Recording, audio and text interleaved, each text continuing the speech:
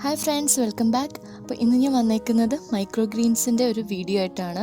അപ്പോൾ മൈക്രോഗ്രീൻസ് എത്ര ഈസി ആയിട്ട് ഉണ്ടാക്കുന്നതെന്നും അത് യൂസ് ചെയ്തിട്ട് കുട്ടികൾക്ക് ഇഷ്ടമാകുന്ന ഒരു പിസ്സ റെസിപ്പിയാണ് ഇന്നത്തെ വീഡിയോയിൽ ഇൻക്ലൂഡ് ചെയ്തിട്ടുള്ളത്. അപ്പോൾ മൈക്രോഗ്രീൻസ് ആക്കാൻ വേണ്ടിയിട്ട് ഞാൻ ഇവിടെ എടുത്തേക്കുന്നത് ഉലുവ, ഉഴുന്ന്, പിന്നെ ചെറുപയറുമാണ്. അപ്പോൾ ഞാനിത് തലേദിവസം തന്നെ വെള്ളം ഒഴിച്ചിട്ട് കുറച്ച് നേരം സോക്ക് ചെയ്ത് വെക്കുകയാണ്.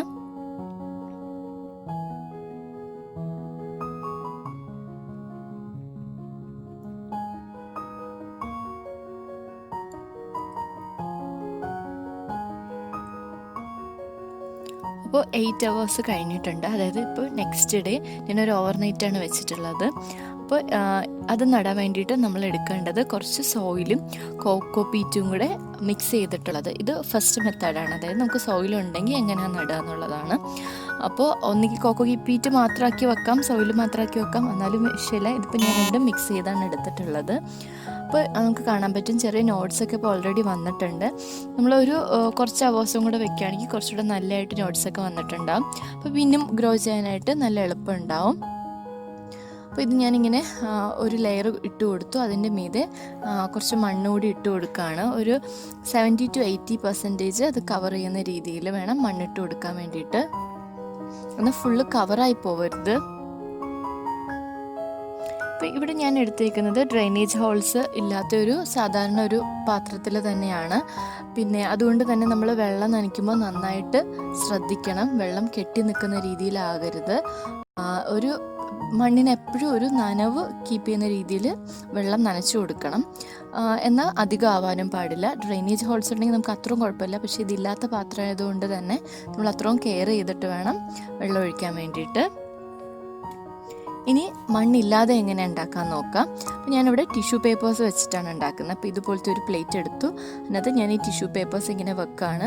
നമുക്ക് സെയിം ഇത് ന്യൂസ് പേപ്പർ വെച്ചിട്ടോ അല്ലാതെ പേപ്പേഴ്സ് വെച്ചിട്ടോ ഉണ്ടാക്കാം. പക്ഷേ എങ്കിൽ ന്യൂസ് പേപ്പേഴ്സൊക്കെ ഇച്ചിരി കട്ടിയുള്ളത് തന്നെ നമ്മളൊന്ന് കീറി ഇട്ട് കൊടുത്താൽ നന്നായിരിക്കും പീസസ് ആയിട്ട്.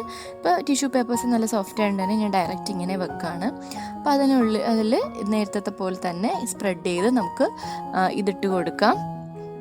ഒരുപാട് ഓവർലാപ്പ് ചെയ്ത് ഇടാതിരിക്കാൻ ശ്രദ്ധിക്കുക. കാരണം വെച്ചാൽ ഇത് ഗ്രോ ചെയ്യുമ്പോൾ ഗ്രോത്തിൽ ഡിഫറൻസ് ഉണ്ടാവും. അടിയിലുള്ളത് കുറച്ച് സ്ലോയിൽ വളരും, മേളിലുള്ളത് ഫാസ്റ്റായിട്ട് വളരും. അപ്പോൾ അതൊരു അത്ര കൺവീനിയൻ്റ് അല്ല. അതുകൊണ്ട് തന്നെ ഒരുപാട് അടിങ്ങി പോവാണ്ട് ഒരു ലെയർ പോലെ ഇടാൻ നോക്കുക. ഇവിടെ ഡ്രെയിനേജ് ഹോൾസ് ഇല്ലാത്തതാണ്. അതുകൊണ്ട് തന്നെ വെള്ളം ഒഴിക്കുമ്പോൾ ശ്രദ്ധിക്കുക. മീതെ ഒന്ന് ഫസ്റ്റ് ഡേ ഈ പേപ്പർ കൊണ്ടൊന്ന് കവർ ചെയ്യുക. എന്നിട്ട് നല്ല രീതിയിൽ വെള്ളം നനച്ചു കൊടുക്കുക. ഈ പേപ്പർ എപ്പോഴും നനവ് ഉണ്ടായിരിക്കാൻ വേണ്ടിയിട്ട് ഫസ്റ്റ് ദിവസങ്ങളിൽ ശ്രദ്ധിക്കുക. ഇതും വളരെ ഈസി ആയിട്ട് പറ്റും. പിന്നെ നെക്സ്റ്റ് ഞാൻ ബാക്കി ഉണ്ടായിരുന്നതെല്ലാം ഞാൻ വെള്ളത്തിൽ വെച്ചിട്ട് തന്നെ വളർത്തിയെടുക്കാൻ നോക്കുകയാണ്. അപ്പോൾ അതിൻ്റെ വീഡിയോ ഞാൻ സെപ്പറേറ്റ് ആയിട്ട് ചെയ്യാം. അപ്പോൾ ഓൾറെഡി ഇതിൽ റെസിപ്പിയും കൂടെയൊക്കെ ഇൻക്ലൂഡ് ചെയ്തുകൊണ്ട് കുറച്ച് ലെങ്തിയാണ്. അപ്പോൾ അതിൻ്റെ കൂടെ ഇത് സെപ്പറേറ്റ് ചെയ്യാമെന്ന് വിചാരിച്ചിട്ടാണ്. അപ്പോൾ ഇത് ജസ്റ്റ് ഇങ്ങനെ ഈ ഒരു ലെവലിൽ വെള്ളം ഒഴിച്ചു കൊടുക്കുക. അപ്പം പിന്നെ നമ്മൾ നേരത്തെ കുതിർത്തി വെച്ചിരുന്ന അത് രണ്ടും ഇതുപോലെ നേരത്തെ വെച്ചതുപോലെ തന്നെ സോയിലിട്ട് കൊടുത്തിട്ടുണ്ട്. ഈ 24 hours കഴിഞ്ഞ് നോക്കുമ്പോൾ ഈ ഒരു ലെവൽ ഓഫ് ഗ്രോത്താണ് നമുക്ക് കാണാൻ കഴിയുന്നത്. എല്ലാം നമ്മൾ ഇട്ടിട്ടുള്ള എല്ലാം തന്നെ പൊന്തി വന്നിട്ടുണ്ട്. അപ്പോൾ 2 hours ഒരു 2-3 hours ഗ്യാപ്പിൽ ജസ്റ്റ് ഒന്ന് വെള്ളം നനച്ചു കൊടുത്താൽ നന്നായിരിക്കും. ഇത് നമ്മൾ വാട്ടറിൽ വെച്ചിരുന്നതാണ്. ഇത് നമ്മൾ പേപ്പറിൽ വെച്ചതാണ്. അപ്പം നമുക്ക് കാണാൻ പറ്റും അടിയിൽ നിന്ന് കുറച്ചൊക്കെ ഇങ്ങനെ പൊന്തി വന്നിട്ടുണ്ട്. അപ്പോൾ ഇത് ഒരു 2-3 മണിക്കൂറും കൂടെ ഒക്കെ കഴിഞ്ഞിട്ട് നമുക്ക് ഈ പേപ്പർ മാറ്റി കൊടുക്കാം. ഇപ്പോൾ 48 hours ആയതിനു ശേഷമുള്ള ഗ്രോത്താണ്. അതായത് നെക്സ്റ്റ് ഡേ.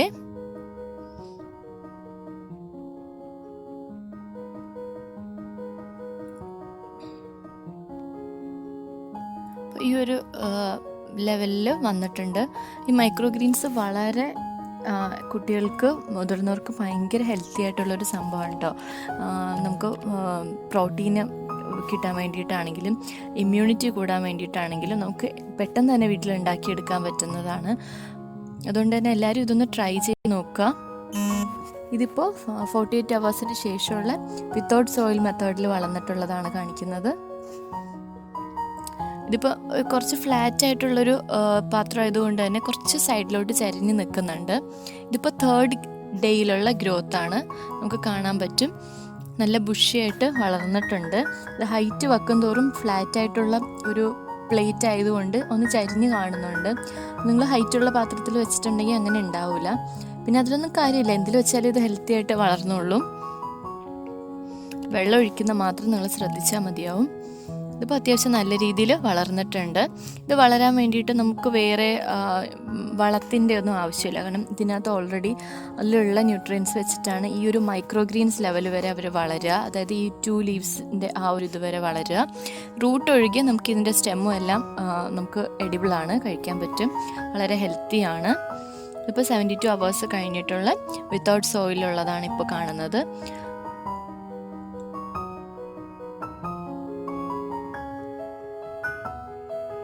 ചിലതൊക്കെ അടിയിൽ ഓവർലാപ്പ് ചെയ്തതാണ് ഈ ചെറുതായിട്ട് വളർന്നിട്ടുള്ളത്. അപ്പം നമുക്ക് നോക്കുമ്പോൾ മനസ്സിലാവും ഇതിപ്പോൾ സോയിലുണ്ടെങ്കിലും ഇല്ലെങ്കിലും ഏകദേശം ഒരേ ഗ്രോത്താണ് രണ്ടും കാണിക്കുന്നത്. എന്ന് വെച്ചാൽ നമുക്ക് സോയിൽ വേണം എന്നില്ല. നമുക്ക് വീട്ടിൽ അല്ലെങ്കിൽ ഫ്ലാറ്റിലൊക്കെ സോയിലില്ലാത്തവർക്ക് സുഖമായിട്ട് ഇത് വളർത്തിയെടുക്കാവുന്നതേ ഉള്ളൂ. റൂമിനുള്ളിൽ തന്നെ വെക്കാം. കുറച്ച് വെയിൽ കിട്ടിയാൽ നന്നായിരിക്കും, അത്രമാത്രം.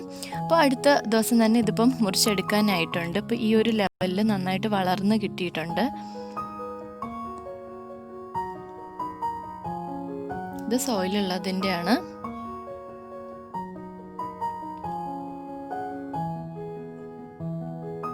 അപ്പോൾ നമുക്കിത് കട്ട് ചെയ്തെടുത്ത് നമുക്ക് എങ്ങനെ വേണം, നമ്മൾ സാധാരണ ലീഫി വെജിറ്റബിൾസ് ഒക്കെ വെക്കുന്ന എല്ലാ മെത്തേഡിലും ഇത് വെക്കാൻ പറ്റും. നല്ല ടേസ്റ്റിയാണ്.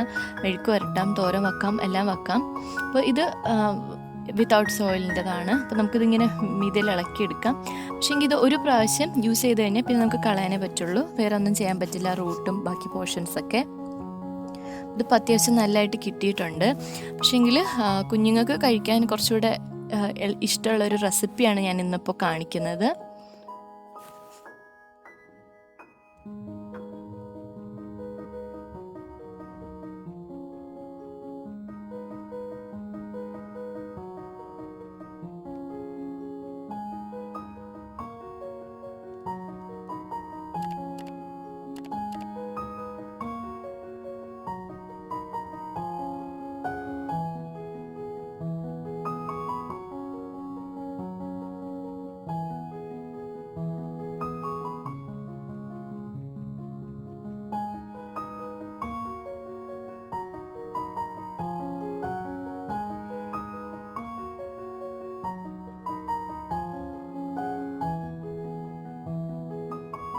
അതൊന്ന് ജസ്റ്റ് കുക്കായി വരുമ്പോഴത്തേക്കും നമുക്ക് ചോപ്പ് ചെയ്ത് വെച്ചിട്ടുള്ള ഈ ലീവ്സ് ഇട്ട് കൊടുക്കാം.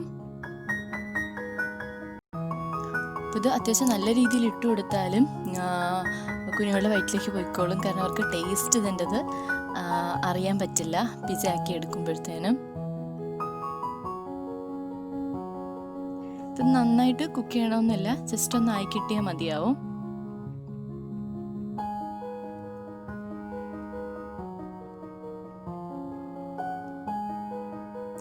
ഇനി നമുക്ക് ബ്രെഡ് എടുത്തിട്ട് അതിലേക്ക് നമുക്ക് സോസ് സ്പ്രെഡ് ചെയ്ത് കൊടുക്കാം.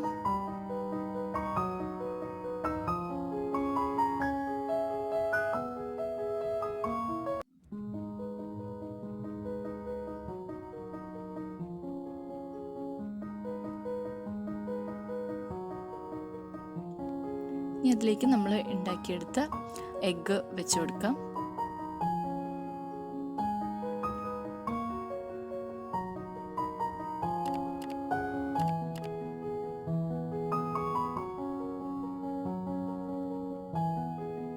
വളരെ ഹെൽത്തി ആയിട്ടുള്ളതാണ്.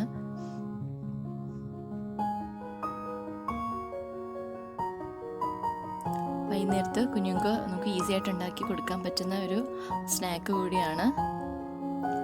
ഇനി നമുക്ക് അതിലേക്ക് മസാല ചീസ് ഒന്ന് ജസ്റ്റ് സ്പ്രെഡ് ചെയ്ത് കൊടുക്കാം.